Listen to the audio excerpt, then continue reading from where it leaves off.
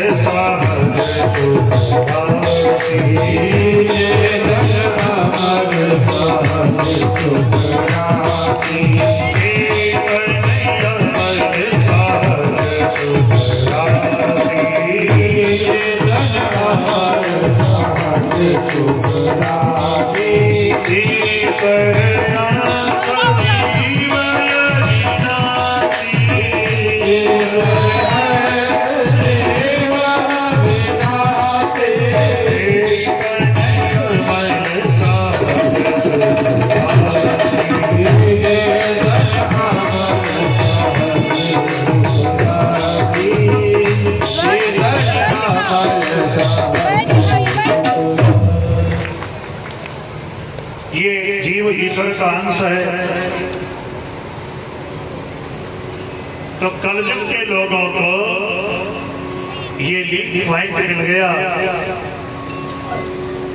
कि जो ईश्वर ने किया है वो हम करें। तो कहते हैं कि जो ईश्वर कोटि के जो महापुरुष हैं, यदि वो धर्म के विपरीत भी कोई कार्य करते हुए दिखाई दे तो उन्हें दोष नहीं लगता है। क्यों? क्योंकि कर्तुम अकर्तुम अन्यथा कर्तुम समर्थ ईश्वर, जो सब कुछ करने पर भी कुछ भी नहीं करता है, और जो कुछ भी नहीं करने पर जो सब कुछ वही करता है, ऐसे सर्व सामर्थ्यवान परमात्मा को दोष नहीं लगता है। और दूसरी बात आपने कही कि जो ईश्वर ने किया है वो हम करेंगे, बोले हाँ। तो मैं इसका विरोध करता हूं। नहीं तत्समाचरे जातु मनसा विहनीश्वरः बेटा गंदी बात है। विनश्यत्याचरन् बैठ के खाइए, बाढ़ाधिरुद्र बैठ के खाइए। बैठो पहले। पूरा ऐसे नहीं खाना बेटा, ऐसे ये तोड़ बताओ। के ऐसे पकड़िए। अब आपने अभी इसको भी कहा रख दीजिए, इसको रख कि दीजिए, ईश्वर फिर गंदा हो जाएगा। फिर बैठिए, हम खा जाएगा। बैठ के खाइए। जो ईश्वर होता है उसका अनुकरण हमें कभी भी नहीं करना चाहिए। तुम ये बताओ शंकर जी कौन है? बोले परीक्षित है। परीक्षित बोले, सुदेव जी ने कहा बताओ शंकर जी कौन है? तो परीक्षित बोले ईश्वर है। और अभी अभी आपने कही कि जो ईश्वर ने किया है वो हम करेंगे। बोले हाँ। तो समुद्र मंथन के समय समुद्र से जितना भी जहर निकला था उसको हमारे भोले बाबा पी गए। अब भोले बाबा ईश्वर हैं तो 1000-2000 टन जहर पी गए होंगे और तुम उनके अंश हो, तो तोले दो तोले ही पी करके देख लो। भोले बाबा ने स्नान किया तो डकार तक नहीं आई, बुखार तक नहीं आया।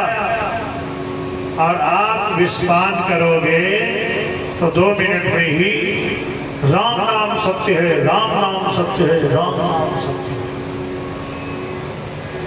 मामा कंस मुझे मारवे के ताई बुलायो है,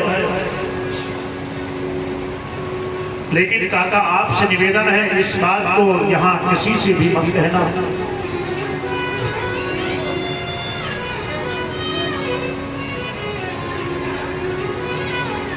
ये बात, इस बात को यहाँ किसी से भी मत कहना।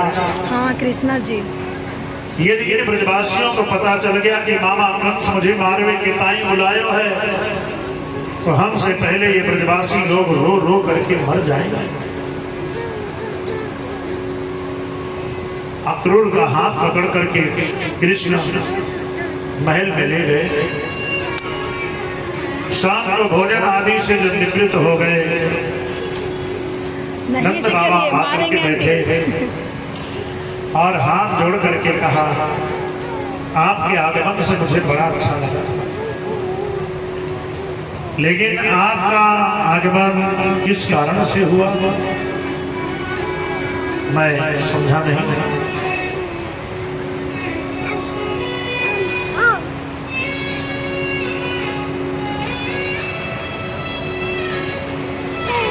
आपका आगमन किस कारण से हुआ? डरावना बन जाता है, बच्चे देख रहे तो बुखार आ जाएगा। क्यों बदमाशी कर रहे बड़ा हैं? भयंकर दिखता है। तो किशोरी राधा रानी के चेहरे पर कोई सजावट नहीं, कोई बनावट नहीं, कोई सिद्धांत नहीं, शांत भाव से भरी हुई।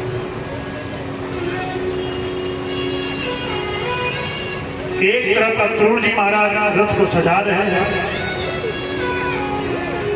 कन्हैया गोविंद का हाथ पकड़ करके रथ की ओर बढ़े तो गोपियों के नेत्रों से आंसुओं के किनारे निकले। बदमाशी करता है तुम। गोपियों ने दोनों और कहा गोपाल मैं आपको ऐसे जाने नहीं दूंगी, और यदि आप जाना ही चाहते हो तो मेरे ऊपर से रथ को ले करके जाओ। गोविंद रथ से नीचे उतर कर आए। किशोरी राधा गोपियों के चरणों में प्रणाम, यहाँ सुतो, यहाँ सुतो, यहाँ सुतो। और किशोरी राधा रानी के चरणों में वंदन किया। नीचे सो, नीचे सो। और हाथ जोड़ करके कहा लाडली जी ऐसे बेटा, ऐसे यहाँ यहाँ सुतो। हाँ, पाँव फैला लो। अब सो, तुमसे दूर रहने पर ऐसे सो। मैं सुखी तो नहीं रह सकता हूँ, लेकिन फिर भी आप तो सब जानती हो यदि मैं आगे ना जाऊं आगे की हमारी लीला कैसे संपन्न होगी, इसलिए आगे हमें जाने की अनुमति प्रदान करें। किशोरी राधा रानी को प्रणाम करके गोपियों के चरणों में वंदन करके गोविंद रथ में बैठ गए। रथ चला ही था, माँ यशोदा को होश आया, अरे लाला कहाँ है, कन्हैया कहाँ है? भैया वो तो मथुरा जा रहे हो है रथ में बैठ के। मैया यशोदा गिरती फिरती दौड़ती चली आ रही है। अरे कोई नेक रथ को रोको तो सही, अरे कोई नेक रथ को रोको तो सही। कन्हैया ने देखा कि मैया दौड़ती गिरती चली आ रही है, तो कृष्ण बलराम रथ से नीचे कूद पड़े और दौड़े दौड़े आए मां यशोदा के चरणों में गिर पड़े। मैया ने गोविंद को उठाकर अपने हृदय से लगा लिया, प्रेमाश्रमों से कन्हैया के सिर को भिगो दिया और मैया ने रोते हुए कही, लाला मोको तो आज पता चली कि तुम तो देवकी नंदन हो, तुम तो वासुदेव नंदन हो। रात्रि को 12 बजे का बदला बदली करके चले गए, मोको तो आज पता चली। मेरा क्या अधिकार जो तुम्हें रोकने का भी आग्रह कर सकूं, पर लाला एक ग्वालिनी गोपी आपसे निवेदन करना चाहती है। कन्हैया ने कही, कहो मां, तू मथुरा में जाए या कहीं भी रहे, बस एक बात का स्मरण कभी मत करना, इस बात को कभी मत सोचना, हृदय से मत लेना। कैसी है मां यशोदा, एक मिट्टी की मटकी फोड़ने के बदले मुंह को ऊखर से बांध दिया। एक मिट्टी की मटकी जैसी मेरी औकात नहीं समझी मां यशोदा। बस लाला तो कहीं भी रहे, बस इस बात का स्मरण मत करना। कन्हैया ने जब ये बात सुनी तो अपने आंसुओं को रोक नहीं पाए। मां यशोदा के चरणों से चिपटकर बड़ी जोर जोर से हिलकियों से रोने लगे और कहा, मां कहाँ जा रही हो? तो ये चंदन की कटोरी आप हमारे लगा दीजिए चंदन। उसके मन में तो रसगुल्ला फूटने लगे। पिटाई फिर से हो जाएगा आपका। अपनी साड़ी का पल्लू हटा करके गोविंद को तिरछी नजर से देखा और वो गदगद हो गए। हृदय आनंद रूपी हिलोरे उठने लगे। कन्हैया से बोली, आपने मेरा परिचय पूछा। अरे गोपाल, मैं आपको क्या परिचय दूं? दास्य स्नेहम सुंदर कंस संमिता त्रिवक्र नावाहेनुलेख करभि मदभावितं भोजपतेरति प्रियं विनायुमां कौन्यतमाष्टदरः। मैं कंस की दासी हूं, मेरा नाम शैलेंद्री है, लेकिन कमर 3 जगह से टेढ़ी होने के कारण लोग मुझे कुब्जा या त्रिवक्रा कहते हैं। लोग मुझे कुब्जा या त्रिवक्रा कहते हैं। मेरे द्वारा घिसा हुआ चंदन महाराज कंस को बड़ा ही प्रिय है, लेकिन आज मेरा मन करता है कि ये चंदन मैं आपको लगाऊं। कन्हैया ने कही, जैसी आपकी इच्छा। तो कुब्जा ने सखाओं के चंदन लगाया, बलराम के चंदन लगाया, और जब गोविंद के चंदन लगावे लगी तो गोविंद के नेत्रों में आंसू भर आए। गोविंद ने कहा, नहीं ये गोरी नहीं है, काली है। इसलिए दुनिया के लोग इससे वार्ता भी नहीं करते। तो गोविंद ने कुब्जा को अपने पास बुलाया और जब पास में आ गई तो आगरा वाली दीदी फिर क्या किया, बाएं हाथ से कुब्जा के दोनों हाथों को कस के पकड़ लिया और कुब्जा के दोनों पैरों पर गोविंद अपने पैर धर कर खड़े हो गए। कुब्जा के बाएं पैर पर दाहिना पैर रख दिया और दाहिने पैर पर गोविंद अपना बायां पैर रख दिया और दाहिने हाथ से ठोड़ी में जरा सा झटका लगाया और उसको तो परम सुंदरी बना दिया।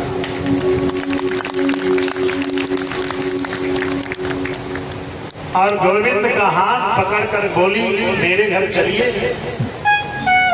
गोविंद ने कहा अभी व्यस्त ज्यादा हूं, फिर बात जानने का प्रयास करो। मुंह काम करो